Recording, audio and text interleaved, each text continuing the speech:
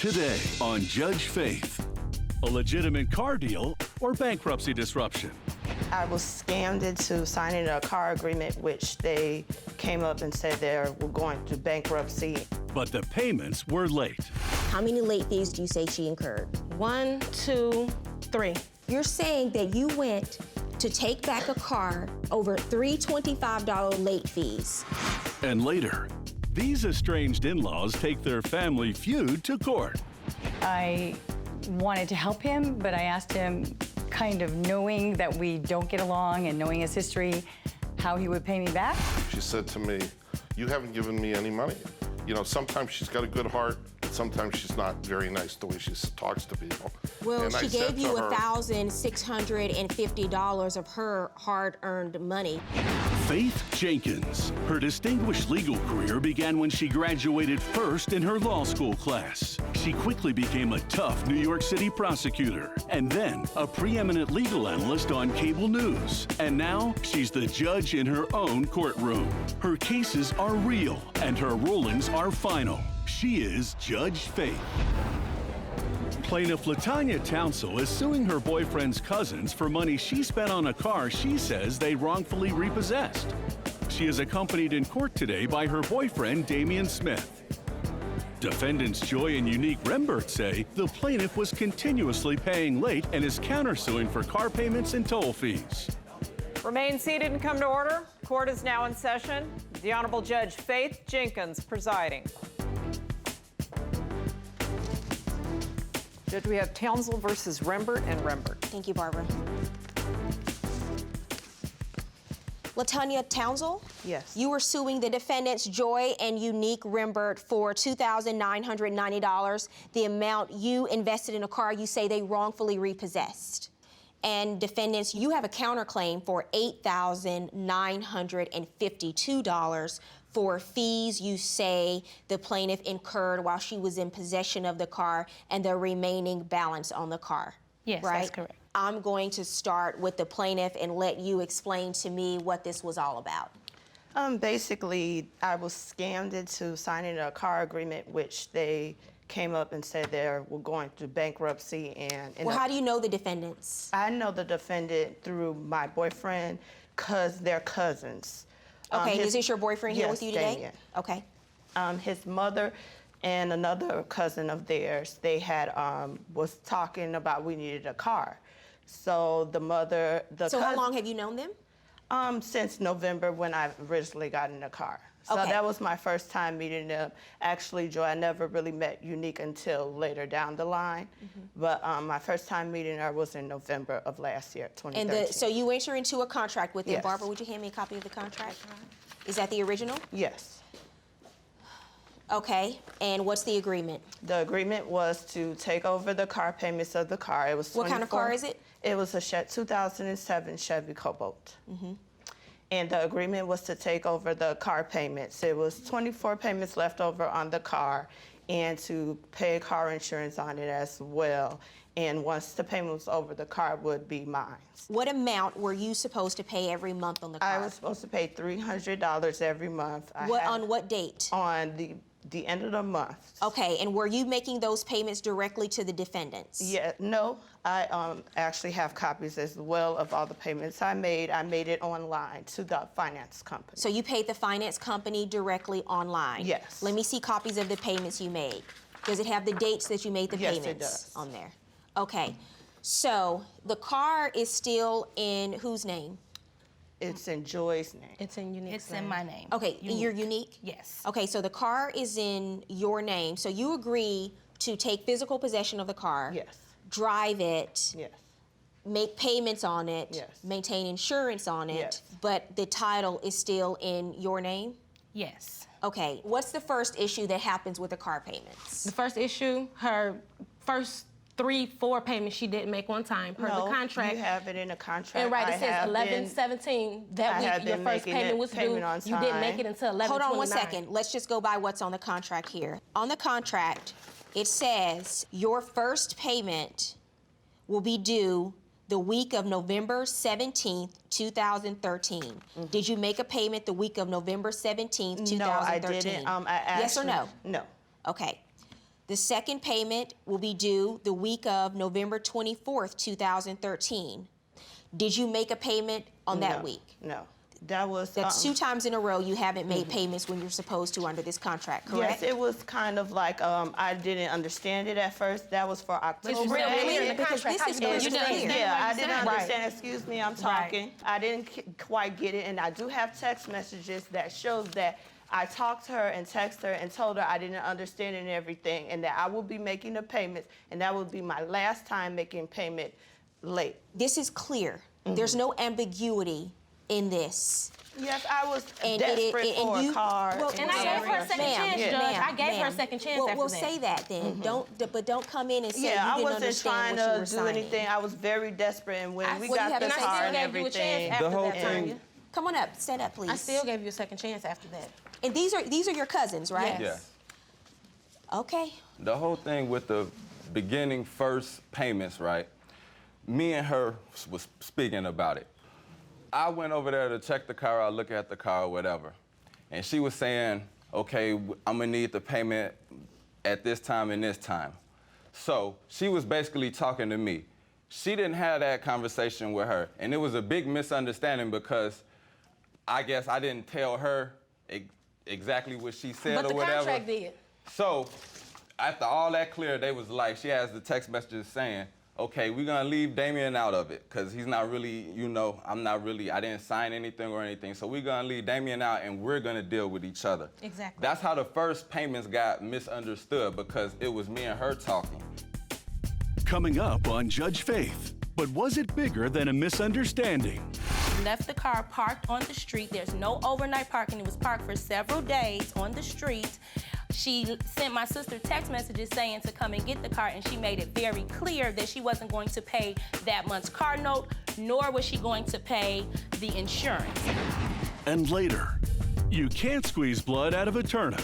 I said to her, if I had the money, Yvonne, I wouldn't have needed to get that money from you.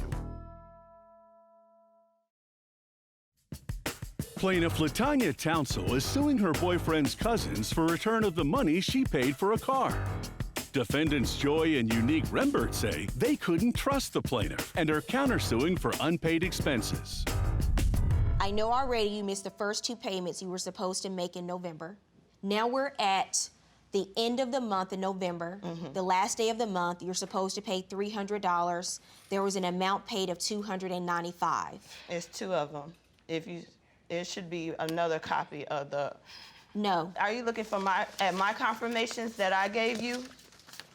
I also have proof from my credit card where I had to make payments as well when the finance company was calling. Yeah, you made that $125 payment. No, that you honey, said in I the made a contract you $100 was. payment, I made an $89 payment, and I made a $112 Math payment. is all in and there. you did not pay the Ma'am, I want $5 you to payment step up to the online, bench which for a still second. made I the want you to account show behind. me where on this it tells me what dates What you dates made I payment paid it. in November of 2013. Okay. Where is it that says on there? Right here, the dates for Monday. This is when you make the payment. This is when you get it. November 29, 2013, 224. And then I got a message later after telling her if I had to pay a $5 step back. fee, It and I says didn't it know it. online when she makes it, so how you didn't know? I even printed that out online, Judge. Okay, so this is evidence I haven't seen, these emails that you submitted, so I'm gonna take a short recess and I'm gonna review this. Okay. We're in recess. All right, so after reviewing the newly submitted evidence by the plaintiff, I have a slightly different view of the evidence in this case now. Because what I see here is the plaintiff actually made every payment for the months that she had the car. And the times that she was late, it was by 1 day. And I also see that perhaps there was a misunderstanding about the initial $300 payment from October, because I see in December she pays an extra $200 to the finance company to sort of make up for that. You have the car, right? Yes. Okay. Why did you take the car back, and when did you do that? The reason I came and got the car back is because she left the car parked on the street. There's no overnight parking. It was parked for several days on the street. She sent my sister text messages saying to come and get the car, and she made it very clear that she wasn't going to pay that month's car note, nor was she going to pay the insurance. So by the car being in my name, I don't know her. At this point, I had never seen her. Okay, so why did you tell them to come and get the car? On April 21st, I got a text message from Joyce saying I have good news and bad news, and to call her. And I called her, and she said, well, my sister's doing bankruptcy, and that you can either pay the car off now, or by July 20th, the finance company wants the car. Okay, you told her she could drive the car for 3 months without making payments, but you needed the car back because of the bankruptcy, right? No, I didn't need it because of the bankruptcy. We wanted it because she was not making her payments on time, No. and my No, sister that's not does what the not text trust says. you. I got plenty of texts that say you don't make your payments on time. No, you don't. Yes, I do. No, you don't. I got it right Okay. here. No, you don't. The issue is she had a 7-day grace period. During that 7-day grace period, it was the extra $25 charge. You said she was late. How many late fees do you say she incurred? 1, 2, 3. You're saying that you went to take back a car over three No, it had more to do with just the payments, Judge. $25 late fees? Also had to do with her insurance, Judge, and also the toll she got in April. I've heard enough. What is your counterclaim about? We're counterclaiming for the tolls that she ran through. How much in tolls? The tolls come to $3,000 after the fines, because they're still racking up right now, because I haven't touched them, because I What don't have the happened? money to do The car was that. in your possession. I Barbara, have would you proof hand those that to I me? paid the tolls. And hand me her proof that she paid the tolls. They didn't get it. You paid $3,000 worth And of you tolls? you should have called. Ma'am, you paid $3,000? No, wouldn't it's ask for those, $1.50. If I mispaid tolls, she should, just like they did to The tolls get you this paid car, were in they should have February. came over there. Ma'am. This happened in April. We got the car from you in April, Tanya. The tolls you ran were in April. Sit down. This is ridiculous. You had possession of the car in February, right? Yes. There is evidence here that there are I gave over you- $2,495 in tolls during the months that you say you had the vehicle. And I paid them. Coming up, Judge Faith rules. First of all, I think the two of you just wanted this car back. And it's not going to happen. And I can't even believe you had the audacity to come into court and ask for that. And later, People don't give money to people they don't like. You're going through a She divorce gave with her this to sister. because of my children. plaintiff LaTanya Townsell is suing her boyfriend's cousins for return of the money she paid for a car. Defendants Joy and Unique Rembert say they couldn't trust the plaintiff and are countersuing for unpaid expenses. First of all, I think the two of you just wanted this car back. The plaintiff has pretty much been paying on time, maybe a day or two later. You countersued for $5,700. Although you took the car back and you have the car, you actually want her to pay the remaining balance due on the car, over $5,700. That's ridiculous. And it's not going to happen. And I can't even believe you had the audacity to come into court and ask for that. On the tolls, however, she owes for the tolls $2,495. On your lawsuit, you asked for $1,845 in car payments. Those are the payments that you made while you had the car in your possession. And I actually now, based on all the evidence, believe that they unlawfully took that car out of your possession. So I'm going to order them to pay you $1,845. That means there is a net judgment in this case for the defendants in the amount of $650. Good luck, folks. Out that door. Thank you, Damien and Tanya.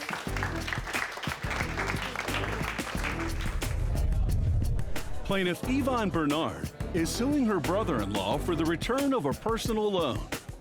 Defendant Jack Brody says he was going through hard times and the money was a gift.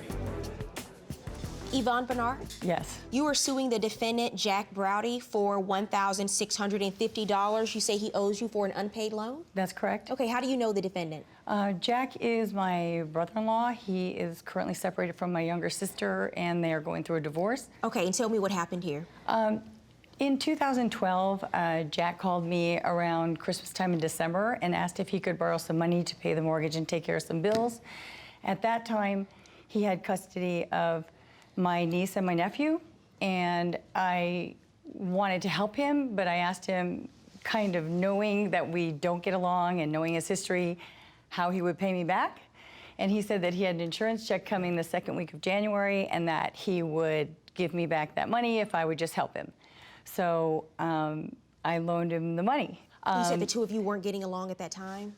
We don't get along, we're very different. But he has, my niece and nephew were with him at the time. And so we try to get along for them. How did you give him the money? Was it cash or check?